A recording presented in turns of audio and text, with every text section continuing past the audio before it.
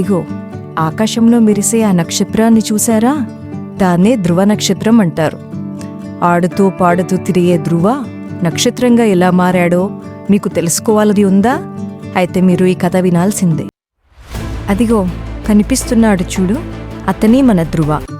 ధ్రువ వాళ్ళ అమ్మతో ఎంతో అన్యోన్యంగా ఉండేవాడు. మనము ఎప్పుడు అబద్ధం చెప్పకూడదు. అందరితో మంచిగా ఉండాలి. పెద్దవాళ్ళని గౌరవించాలి.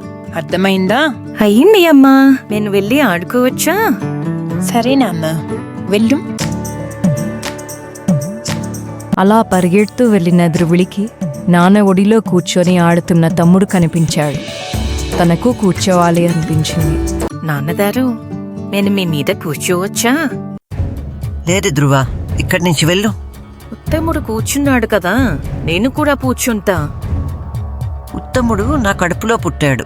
మళ్ళీ జన్మలో నా కడుపులో పుట్టాలని ఆ దేవుడిని కోరుకో.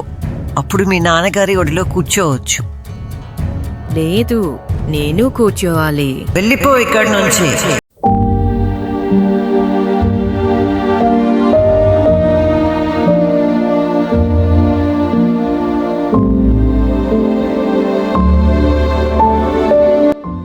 ఏమైంది ధ్రువ? ఎందుకలా ఉన్నావు? చూడమ్మా, పిన్ని నన్ను నాన్న మీద కూర్చొని ఇవ్వట్లేదు. ఆమె కడుపులో పుట్టాలంట. నాన్న మనల్ని ఎందుకు ప్రేమగా చూసుకోడమ్మా? మనల్ని ప్రేమగా చూసుకునేది ఆ శ్రీహరి ఒక్కడే నాన్న. మరి నేను ఆ శ్రీహరి దగ్గరికి వెళ్ళొచ్చా అమ్మా? వెళ్ళు నాన్న, నీ కోరికను నేను కాదనలేను. ప్రేమ లేని చోట ఉండే కంటే అందరినీ ప్రేమించే దేవుడిని వెతుక్కుంటూ వెళ్ళటంలో తప్పు లేదు.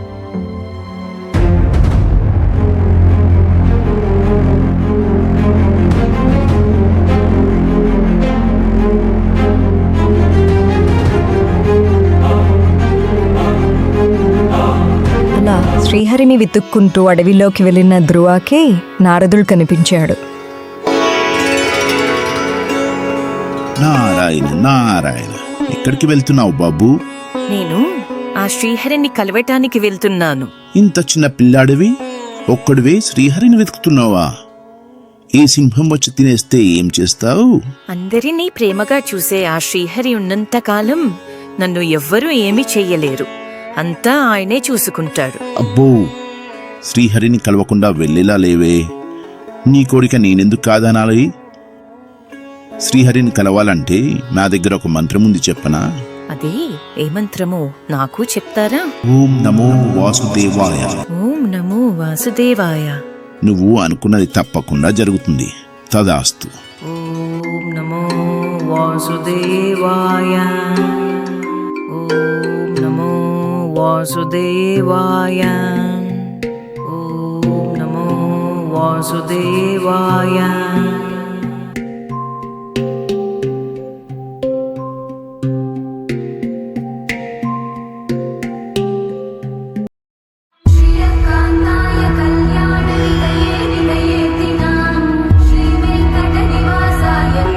ధ్రువ, నన్ను పిలిచావా? స్వామి, మీరా? అవును, పిలిచాను. మరి ఎందుకు పిలిచానో తెలీదు. నువ్వు ఎందుకు పిలిచావో నాకు తెలుసు ధ్రువ. నీ తపస్సుకు నేను మెచ్చాను. నువ్వు భూమి మీద ఉన్నంతకాలము అందరి ప్రేమను పొందుతావు. చక్రవర్తిగా పరిపాలన చేసి అన్ని సుఖాలు అనుభవిస్తావు.